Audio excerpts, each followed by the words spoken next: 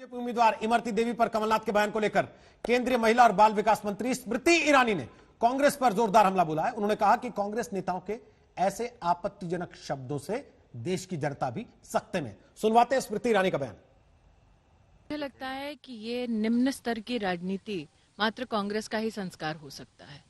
कमलनाथ जी का एक कांग्रेस की सभा में एक महिला प्रतिद्वंदी पर इस प्रकार से अभद्र टिप्पणियां करना और साथ ही वहां बैठे कांग्रेस के पुरुष कार्यकर्ताओं द्वारा जोर जोर से हंसना और तालियां बजाना, यह आपको बताता है मूलभूत कांग्रेस की महिला के प्रति क्या दृष्टिकोण है।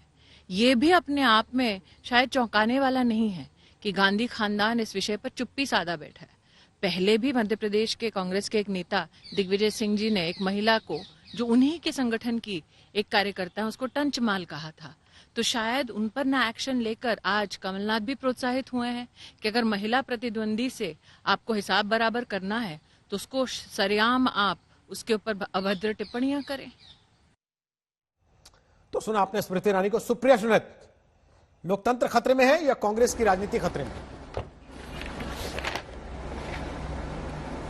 मुझे लगता है स्मृति ईरानी की जो वजूद है वो खतरे में है और मैं उनसे डिसअपॉइंटेड हूं। मैं उनको देखती थी, वो नारी सुरक्षा की बात करती थी, वो सड़कों पे उतर जाती थी, वो अपनी आवाज उठाती थी और जब से वो सत्ता में आई है लगता है कि उनका ऐसा हृदय परिवर्तन हुआ है कि उनको महिला की सुरक्षा के मामले, उनके खिलाफ बढ़ते अपराध दिखते ही नहीं है।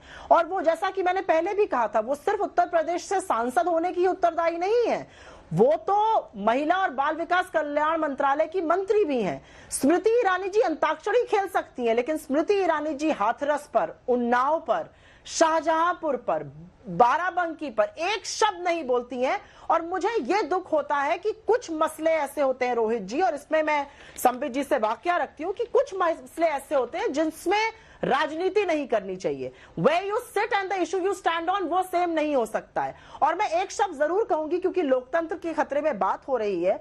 आप मुझे बताइए कि ये सरकार, अभी तो सारे वाक्य भूल जाइए, इंस्टीट्यूशनल ऑटोनॉमी वगैरह सब भूल जाइए, ये सरकार हमको ये नहीं बताती है कि कोविड के दौरान कितने माइग्रेंट लेबर मरे, ये नहीं बताती कि कोविड के दौरान कितने डॉक्टर मरे, ये नहीं बताती कि कोविड से कितने लोगों की नौकरियां गई, ये नहीं बताती है कि अनऑर्गेनाइज सेक्टर पर क्या प्रभाव था। तो ये क्या बताते हैं? ये लोकतंत्र है कि अब हमारे पास ना प्रमाण है, ना आंकड़े हैं, ना डेटा है। हम किस पर बहस करेंगे? हम किस पर बात करेंगे? ये बताइए मुझे। ये लोकतंत्र खतरे में नहीं है। आज सरकार के पास कोई प्रमाण, कोई आंकड़ा ही नहीं है। मतलब ये कौन सा तुगलकी फरमान चल रहा है, मैं तो ये नहीं समझ पा रही हूं। और स्मृति ईरानी जी को ये जरूर सोचना चाहिए। उन्होंने अच्छा किया, बाइट दी, आज राजनीति चमकाई, लेकिन मेरी उनसे यह दरख्वास्त है कि अगली बार उत्तर प्रदेश की जब किसी बेटी का दमन होगा ना, तो बोलिएगा जरूर स्मृति जी। संबित पात्रा, दीजिए जवाब। देखिए, अभी कांग्रेस की प्रवक्ता ने कहा स्मृति ईरानी जी का वजूद खतरे में है। देखिए, कम से कम कांग्रेस के प्रवक्ताओं को और कांग्रेस पार्टी को तो स्मृति ईरानी के विषय में ऐसे कहना ही नहीं चाहिए। उनके राजकुमार को अपने ही घर के बैस्टियन से, अमेठी से उखाड़कर फेंकने वाली स्मृति ईरानी जो शेरनी है, उसका वजूद खतरे में है। इनको इस प्रकार लग रहा है, पहली बात। दूसरी बात, वो 4 जजेस या अभी तक 4 जजेस के कारण देश खतरे में है, ये बताया जा रहा है। अभी आशुतोष जी को सुन रहा था। आशुतोष जी, उन्हीं 4 जजेस में से एक जज चीफ जस्टिस ऑफ इंडिया बने, जिनको आप चंद दिनों पहले, आप और कांग्रेस पार्टी कह रहे थे कि वो तो बिक गए हैं। उस समय तो बड़े आपको अच्छे लग रहे थे, बाद में आपको उन्हीं में से एक जज बिका हुआ नजर आया। दूसरे जज को तो आप इम्पीचमेंट, ये कांग्रेस पार्टी इम्पीच करने की कोशिश कर रही थी, क्या हो गया? उन्हीं 4 जजेस में से एक चीफ जस्टिस ऑफ इंडिया बना ना। आपने कोई डिक्टेटोरियल कंट्री ऐसे देखा हो जिसके जज बाहर निकलकर आपके सरकार के खिलाफ बोले मगर फिर भी वो चीफ जस्टिस ऑफ इंडिया बने? ये दिखाता है मानदंड, कांग्रेस पार्टी और भारतीय जनता पार्टी के बीच में क्या फर्क है, ये दिखाता है। आपने मीडिया के विषय में कहा, आप थोड़ा मुझे आप 10 सेकेंड दीजिए जरा। आप बताइए, कितने सारे चैनल हैं, कितने डिबेट हमारे खिलाफ हुए, कौन कौन सा चैनल क्या क्या डिबेट करता है, मैं यहां बता सकता हूं। किंतु कहां पर महाराष्ट्र जैसे अपमान हो रहा पड़ रहा है, कहां पर आप रिपोर्टर्स को जेल के अंदर डाल डाल के उनकी पिटाई कर रहे हैं, कहां पर, किस राज्य में भारतीय जनता पार्टी के लोगों ने कैमरा पर्सन, रिपोर्टर के साथ वो ज्यादती की है जो महाराष्ट्र के अंदर आज हो रहा है। मैं चैनल का नाम नहीं ले रहा हूं, मगर मैं ये जो चैनल के बीच में कंपटीशन हो रहा है उससे भी कोई आपत्ति नहीं करता हूं, होना चाहिए, प्रतिस्पर्धा अच्छी बात है।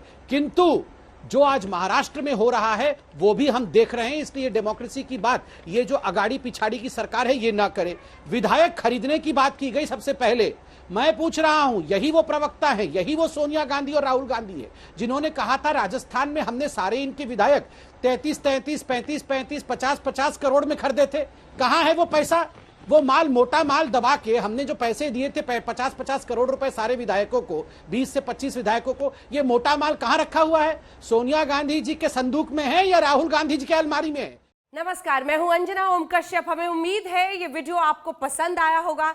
लेटेस्ट खबरों के लिए यूं ही देखते रहिए आज तक, और इस वीडियो के पसंद आने पर लाइक, शेयर एंड सब्सक्राइब करना ना भूलें।